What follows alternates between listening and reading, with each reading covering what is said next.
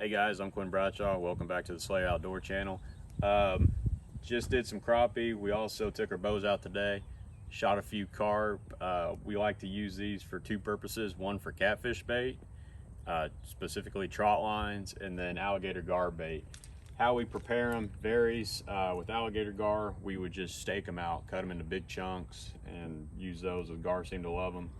But with catfish, we actually take the time to fillet the fish, take the meat off the skin, and we can chop it up into little pieces for a lot of trot lines. This is a pretty large carp. I didn't want to stake them out for alligator gar, so today I'm going to be cutting them, filleting them I should say, using a Victor Nix knife. This is my wife's nice kitchen knife, so I'm going to show y'all how I go around the ribs. Carp have very extreme ribs. I wouldn't even waste my time trying to cut through them. You'll dull your knife very quick, and even a big heavy serrated knife would have a little bit of trouble going through them. With these guys, because like I said, these are just going to be bait. They're a good practice fish if you've never fished filleted before. I should say if you've never filleted a fish before. Anywho, so I'm gonna go ahead and get started. They have a real tough scale, so I like to go through them. You know, I mean, you can sit there and try to poke them through all day, but it's best just to get them right behind the line here. You can see there's a line of scales. Your knife will cut right through them. And I take them, scratch the little scales off, and I go right down the back. And this is actually a pretty universal method on filleting any fish. You can utilize this way for catfish, freshwater fish, saltwater fish. I'll fillet red snapper the same. I mean, it just doesn't matter. Like I said, I got to get some of those scales out. I like to put my knife in about 1/2 inch and just run it right along the backbone. Then I take my knife, I turn it towards me, so be careful, and I push it down until I feel that backbone, and I run that knife right up it. And what that does is that gives you a lot of room to work with. So I'll keep my thumb in there, be very cautious not to cut it, and then once I get down a little ways, I'll poke it all the way through.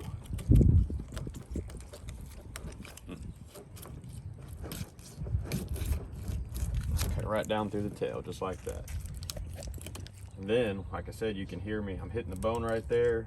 Just sounds like you're dragging your knife across a little hollow xylophone. Now I just start peeling it down. So here's the rib cage, so you can't cut too deep into there. Just peel that all the way down. And then once I get about halfway down the rib cage, just poke my knife straight through, turn it down about a 45-degree angle towards the butt, cut all the way down.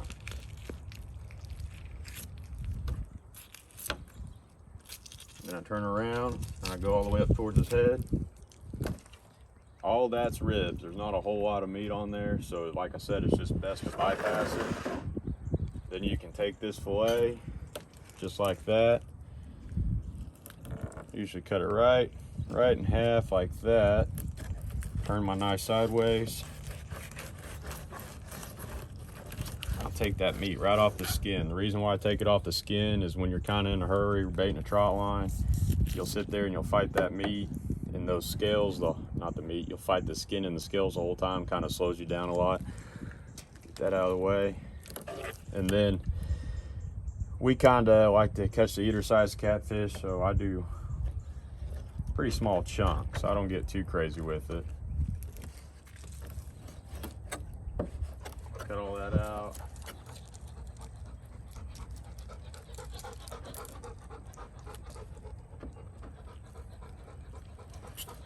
Do the same. Guest appearance from Colt. Alright. Then I'll take it and I'll flip it over. This side will be a little bit different, but the same kind of style. Cut that down. Turn them and face me. You still want to try to cut away from yourself best you can.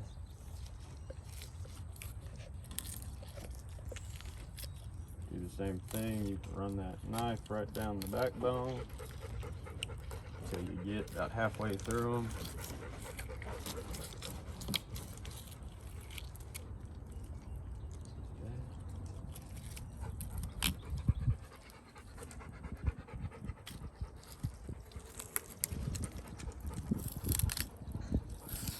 Doing the same thing, just peeling that meat away from the rib cage. cut up towards his head, cut down towards his back end.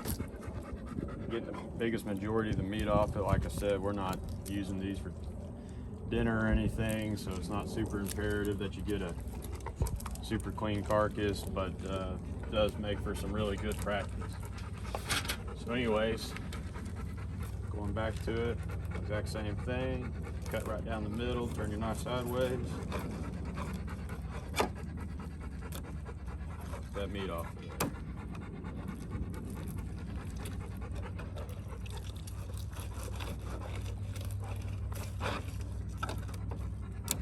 Just like that. So I'll finish cutting these up into small pieces for the blue cats.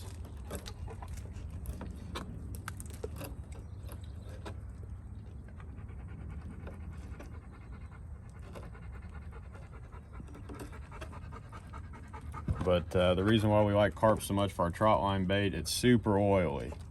When that stuff hits the water, it leaves a resin on the surface. It's almost like you're dripping oil in there, and it creates a lot of scent.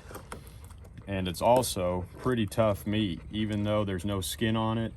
If you double hook that, you run a hook through and then come back and run it back again with a circle hook, that meat is very tough to pull off. And it's just, over the years, it's been our favorite. I think it beats out shad, because a small catfish will tear those shad off.